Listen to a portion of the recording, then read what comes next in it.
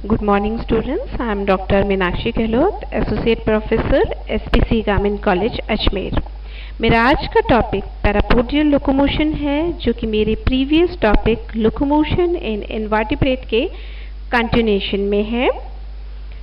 यह topic MDS university Ajmer के BSc part second के पेपर फर्स्ट को कवर करेगा। अब तक हमने मोबाइल मूवमेंट और फ्लैजिलर व सिलियरी लोकोमोशन के बारे में जाना। आज हम एनेलिडा संघ के जंतुओं में मिलने वाले पैरापोडियल लोकोमोशन के बारे में जानेंगे। पैरापोडियल लोकोमोशन क्लास पॉलीकीटा के सदस्यों में पैरापोडिया पाए जाते हैं, जो कि लोकोमोशन, सेंसेशन और रेस्पिरेशन का काम करते हैं। पैरापोडिया शरीर के पार्श्व भाग में आउटग्रोथ के रूप में निकलते हैं। ये पेयर में पाए जाते हैं। इनमें चीटी उपस्थित होती है, जो कि लोकोमोशन में हेल्प करती है। पैरापोडियल लोकोमोशन को समझने के लिए हम रिप्रेजेंटेटिव एनिमल ले रहे हैं न्यूरीज। नीरीज क्लास पॉलीकीटा का मेंबर है और फैमिली नीरिडी का मेंबर है।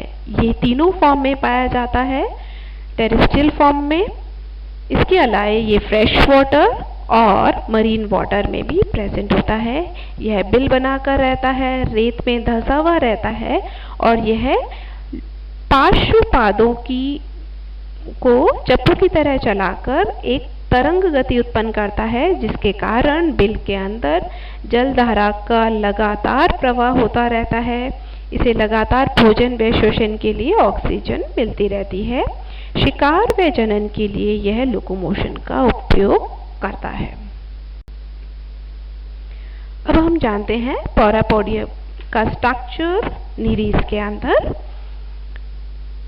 नीरीज के पैरापोडिया पेरिस्टोमियम सेगमेंट और एनल सेगमेंट को छोड़कर बाकी सभी सेगमेंट में प्रेजेंट होता है। पेरिस्टोमियम फर्स्ट सेगमेंट होता है और एनल सेगमेंट लास्ट सेगमेंट होता है। पैरापोडिया इसमें सीधे खड़े हुए, चपटे और मस्कुलर होते हैं। यह बाइरेमस होते हैं, यानी कि द्विशाखित होते हैं।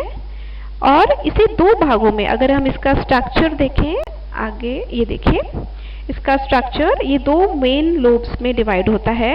नोटोपोडियम, जो कि डोर्सल साइड पे उपस्थित होता है, न्यूरोपोडियम, जो कि वेंट्रल साइड पर उपस्थित होता है। दोनों के प्रत्येक भाग में सेंसरी सीरस उपस्थित होते हैं, जिसे हम डोर्सल सीरस और वेंट्रल सीरस कहते हैं। वेंट्रल सीरस बड़े होते हैं डोर्सल सीरस के कंपैरिजन में। दोनों भागों में स्केलेटन काइटिनस रोड उपस्थित होती है, जिसे हम एसिकुलम कहते हैं। और ये एसिकुलम इंटरस्केलेटल का काम करते हैं और ये ब्लैक कलर की, यानी काले रंग की होती है।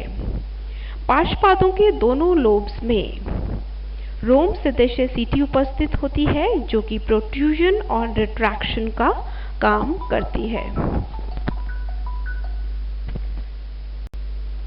अब हम जानते हैं सीटी के बारे में, जो कि सेंसेशन का काम करती है। प्रत्येक शू की दो जोड़ी वाली संरचना होती है।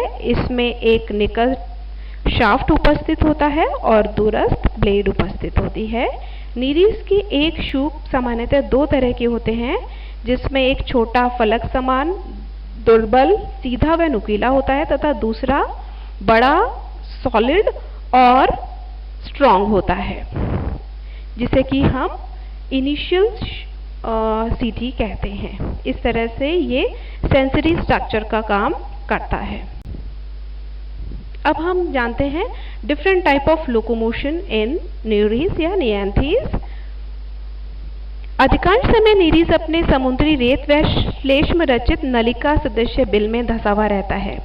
यहाँ यह जल में पार्श्वपादों को चप्पू के समान हिलाकर तरंग के समान गति उत्पन्न करता है, जिससे कि उसके बिल में लगातार पानी का फ्लो होता रहता है और उसके अंदर पानी आने से ऑक्सीजन की सप्लाई लगातार होती रहती है।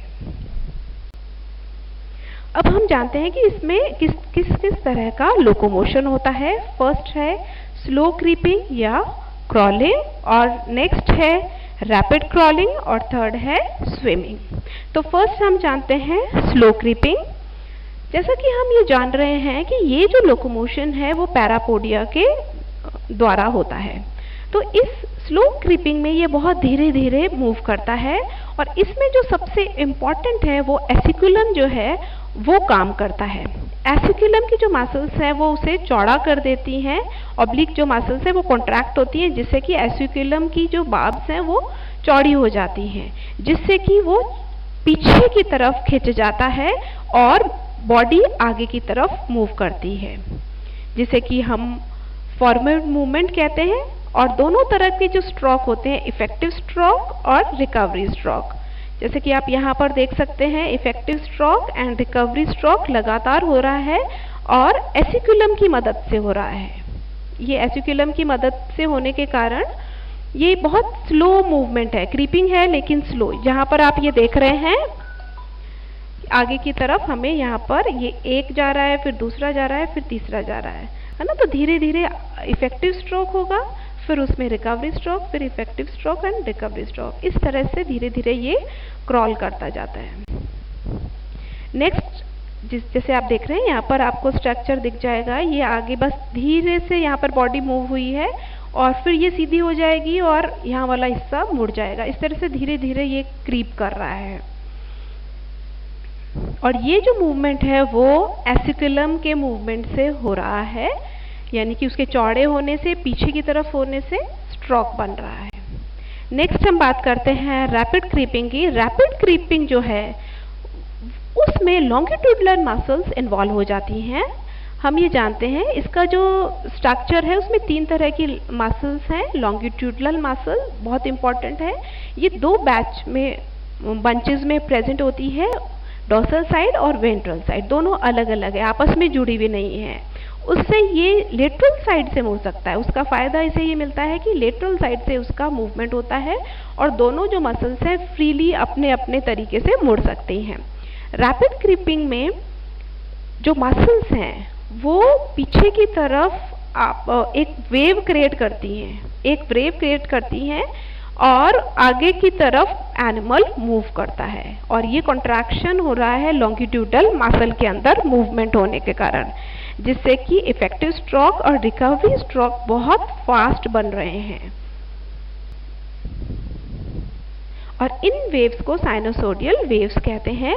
और इन साइनोसोडियल वेव्स की क्योंकि ये बॉडी के अंदर आ रही हैं और इन बॉडी के अंदर ये मूव बनने के कारण एनिमल आगे की तरफ बढ़ रहा है।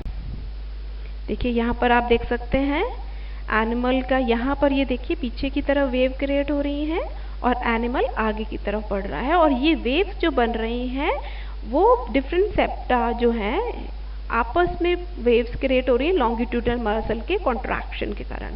इसमें एसिकुलर मूवमेंट कम है। बेसिक जो रोल है क्रीपिंग का वो है लॉन्गिट्यूडनल मसल का, जबकि स्लो क्रीपिंग में एसिकुलम का रोल इम्पॉर्टेंट था जो कि रिकवरी व इफेक्टिव स्ट्रोक बनाने में काम कर रहा था।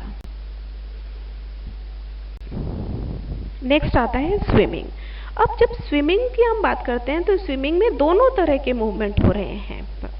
पैरापोडिया का मूवमेंट भी हो रहा है और साइनोडियल वेव्स भी क्रिएट हो रही है। साइनोसोडियल वेव्स जो कि लॉन्गिट्यूडनल मसल के कारण बन रही हैं और पैरापोडियल मूवमेंट जो कि एसिकुलर स्ट्रक्चर मूवमेंट जो ऑब्लिक मसल्स हैं उनके मूवमेंट के कारण बन रहा है। इस तरह से आप यहाँ पर देख सकते हैं ये बहुत धीमे से बनती है। यहाँ पर आप ये देख रहे हैं एनिमल का ये स्ट्रक्चर और धीरे धीरे ये जो लॉन्ग वेव है इसमें रैपिड क्रीपिंग और स्विमिंग में अंतर है कि रैपिड क्रीपिंग में फास्ट वेव बन रही थी, जबकि स्विमिंग के अंदर जो बॉडी के अंदर जो वेव बन रही है उसका डिस्टेंस बढ़ जाता है, जिससे कि ये धीरे धीरे स्विम करता है। और रैपिड क्रीपिंग में पास वेव्स बनती है, जैसे आप यहाँ पर फर्स्ट में देख सकते हैं रैपिड क्रीपिंग में फास्ट वेव्स बन रही हैं। स्विमिंग के अंदर बहुत लॉन्ग वेव, ज़्यादा सेगमेंट कवर करते हुए वेव्स बनती हैं और इसमें parapodial effective stroke and recovery stroke भी हो रहा है, प्लस साइनोसोडियल वेव्स भी बन रही हैं। देखिए आप यहाँ इसकी बॉडी के अंदर देख सकते हैं कि यहाँ पर इतना एरिया कवर कर रहा है ये उसको वेव्स को बनाने के लिए। तो साइनोसॉइडल वेव भी बन रही है। पैरापोडिया जो है उसके अंदर भी इफेक्टिव स्ट्रोक और रिकवरी स्ट्रोक बन रहा है और जिससे कि बॉडी आगे की तरफ मूव कर रही है। अब जो पैरापोडियल लोकोमोशन है उसमें 4 तरह की मसल्स काम कर रही हैं जिससे कि सारा लोकोमोशन हो रहा है। फर्स्ट जो है वो है लॉन्गिट्यूडनल मसल्स। ये लॉन्गिट्यूडनल मसल्स 2 पेयर में प्रेजेंट होती हैं, dorsal pair and ventral pair, और इसके कारण अंडुलेटिंग मूवमेंट होता है लेटरल साइड का।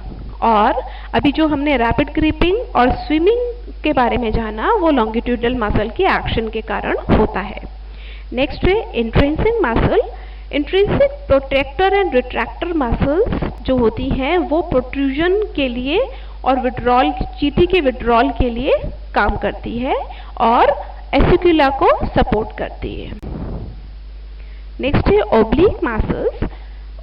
ये ओब्लिक मसल्स जो हैं उन्हें हम इंट्रिंसिक मसल, एक्सट्रिंसिक मसल्स भी कहते हैं और ये मिड वेंट्रल लाइन से ओरिजिनेट होती है। ये 2 तरह की है और ईच सेगमेंट में 2 तरह की मसल्स प्रेजेंट होती हैं, एक एंटीरियर और दूसरी पोस्टीरियर ओब्लिक मसल्स। और इन सब के जो अरेंजमेंट है वो क्या करता है, पैरापोडियम को इफेक्ट करता है और इफेक्टिव स्ट्रोक और रिकवरी स्ट्रोक बनाने में हेल्प करता है। नेक्स्ट है एसिकुलर मसल्स। एसिकुलर मसल्स जो है वो वेल डेवलप्ड एसिकुलर मसल्स होती हैं और ये क्या है, पैरापोडिया से अटैच होती हैं और एसिकुला के एंटीरियर एंड पर जुड़ी हुई होती हैं और पैरापोडियल वॉल से जुड़ी हुई होती हैं और उससे एसिकुला को चौड़ा करने और श्रिंक करने में हेल्प करती हैं जिससे कि इफेक्टिव स्ट्रोक और रिकवरी स्ट्रोक बनते हैं। जैसे आप यहाँ पे देख सकते हैं, यहाँ पे लॉन्गिट्यूडनल मसल्स आपको दिखाई दे रही है, डॉर्सल लॉन्गिट्यूडनल मसल और वेंट्रल लॉन्गिट्यूडनल मसल्स। ये पैरापोडियल मसल आपको दिखाई दे रही है। इनकी मूवमेंट से जब ये श्रिंक होते हैं पैरापोडिया पीछे की तरफ जाते हैं और बॉडी आगे की तरफ मूव करती है। तो इस तरीके से हम acicular muscles, oblique muscles, longitudinal muscles, इन सब के मूवमेंट से सभी सेगमेंट्स आपस में एक वेव क्रिएट करते हैं, प्लस पैरापोडियल मूवमेंट होता है जिससे कि स्ट्रोक लगता है, पानी में पीछे की तरफ वेव बनती है और बॉडी आगे की तरफ मूव करती है। तो इस तरह से हम कह सकते हैं पैरापोडिया जो प्रेजेंट है वो नियंथीज के मूवमेंट में हेल्प करता है और एक्सट्रिंसिक और इंट्रिंसिक जो मसल्स है वो उसके अंदर वेव्स क्रिएट करती हैं और ये वेव्स हाइड्रोस्टैटिक जो स्केलेटन है उसको चलाने में हेल्प करता है। और इस तरह से नियंथीज जो डिफरेंट हैबिटेट्स के अंदर हैं या बिल के अंदर हैं या फिर समुद्र के अंदर है, फ्रेश वाटर के अंदर है, उन सब का हैबिटेट डिफरेंट हो गया और आसपास का जो लाइफस्टाइल है उसमें वो अच्छे से अपने आप को एडजस्ट कर पाता है। Thank you.